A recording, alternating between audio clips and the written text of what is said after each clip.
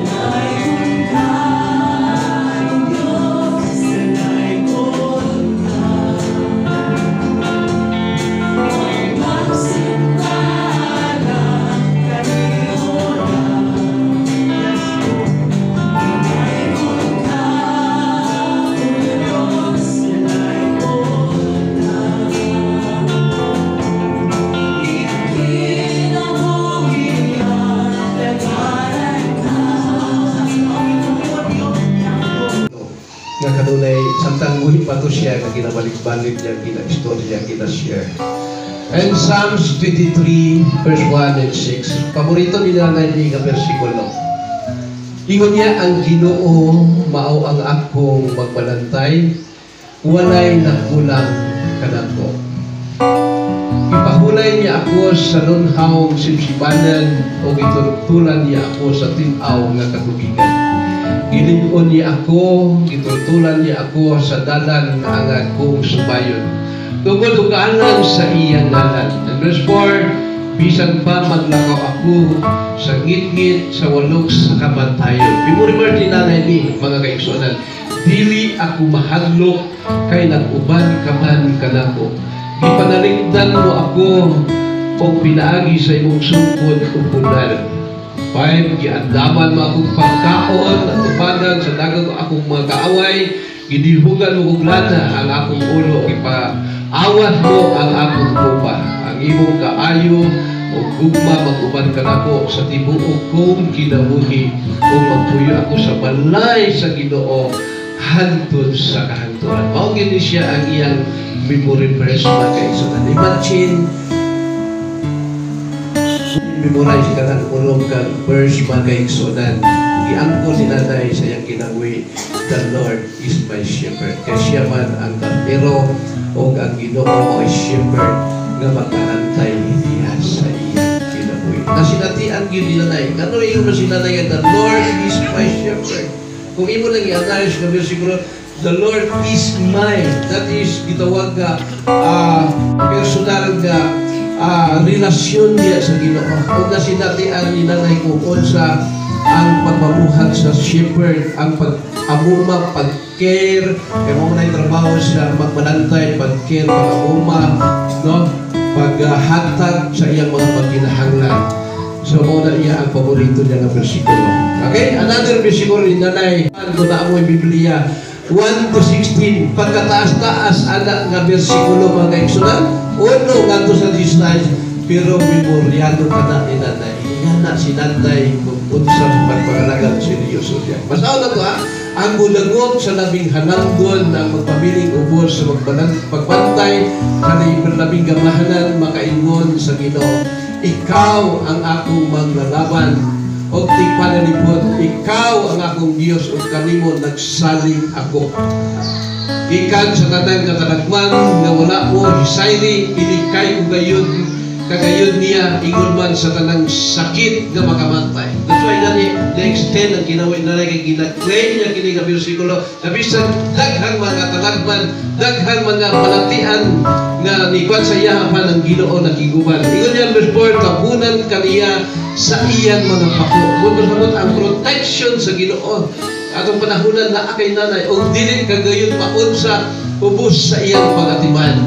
Ang iyang pagkaunungon, manalipod o magbantay kanimo. Verse 5, taas kayo ni mga Israel, dili ko kaunya mahadlok sa mga talagman, sa nagabihon o sa mga hudyong naghadyong panahon sa adlaw o sa mga sakit na muhampak diya sa kangit-ngit o sa kadautan na mulaglag panahon sa adlaw. Mahimong mga pukan ng usa ka libo diya sa imong kinilang na pulo ka libo-libot kadimo apan dili kagayon maunsa. Makita mo niya ang saon pagsilot ang mga nautan ng verse 9 kay ihimo ang nalangpanan ng Ginoo ang labing halangdon nga imong tigpanalipod. Walay katalagman nga munawat kanimo walay kadaot nga moabot duol sa imong purianan. Pagbantayan ka sa Diyos sa imong anghel aron pagpanalipod kanimo bisag asa ka paingon. Kapuhanon kanila sa ilang magkamot aron dili maunsa sa mga bato ang imong mga tiil. 13, tumban-tuan ang liyon mga bitin na mapintas ng liyon na mga bitin malala. Ang Diyos na ingon luwasod ko katong nahigugma kadako o panalipod ko katong miilas sa akong ngalan. 15, kaniyang sampito na ko nila tupagod ko sila maguban ako kanila sa diyang sila anaa sa kalistanan. Luwason ko sila og pasilungan. Last verse, gantian ko sila taas nga kinabuhi o luwason ko gayon sila. Igsoon, pagkataas-taas na bersikulo, pero sa kanila rin itatay.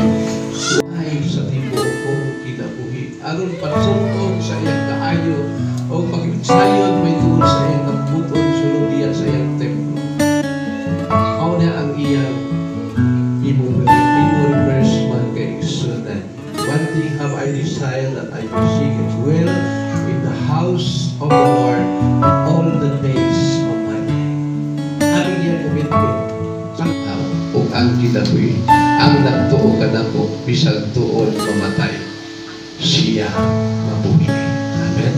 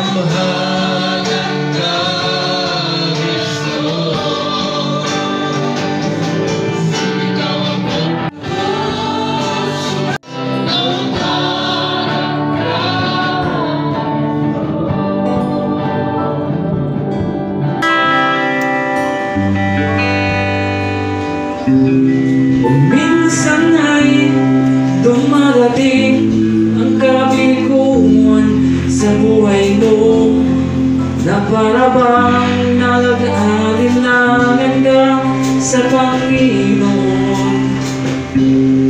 Nag-iisip ka kung ano ang iyong gawin. Ngunit nananatili pa rin sa buhay mo.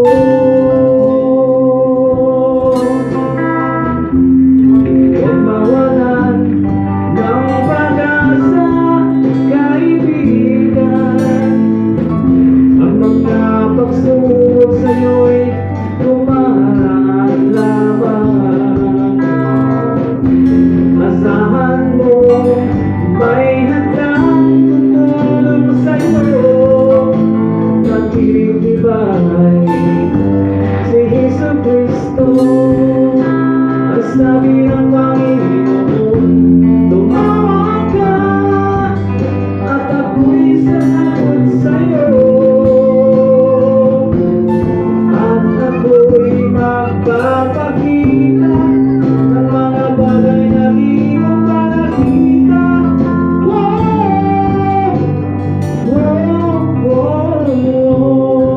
Ang imposible sa Panginoon.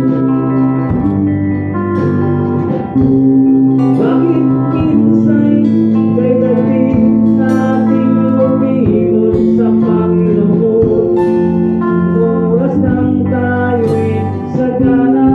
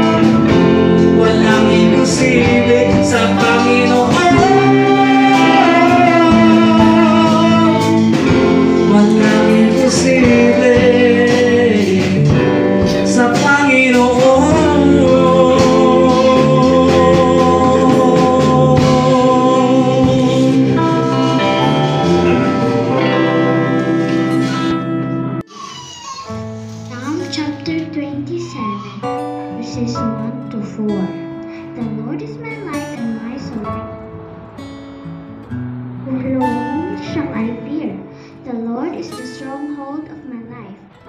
Whom shall I be afraid? When the wicked advanced against me to devour me, it is my enemies and my foes who will stumble and fall. Though an army besiege me, my heart will not fear. Though a war break out against me, and then I will be confident.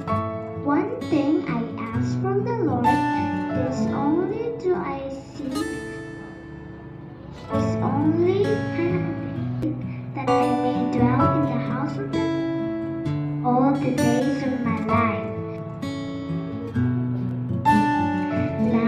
Even we have reached the point that we part ways, the point where we no longer see each other physically, the part where we should let all you move on towards God's paradise. Now, as you move on to the next point of your life, you no longer have to worry because God will still be watching us. He will still protect us as we, at the same time, continue to praise Him and have faith in Him. Now, I hope you continue to move forward without carrying any worries and regrets. I hope you continue to take a step what God has promised. Always love you, even if you are no longer at our side. May you rest well in paradise, Lola. Isa lang ako gusto ingon. Akong lola, butang kayo. Sakit na buhay kay give and take ang tanan. Ganun saon ako pag-ampo. Kaya na-short man dyan ko. Na-short dyan ko sa ako. Sali ko pagpangalagat sa Ginoo. Ganun saon ako pag-ampo. Anak nga yung mga dili na dyan niya sa imo kayo na ang tanan.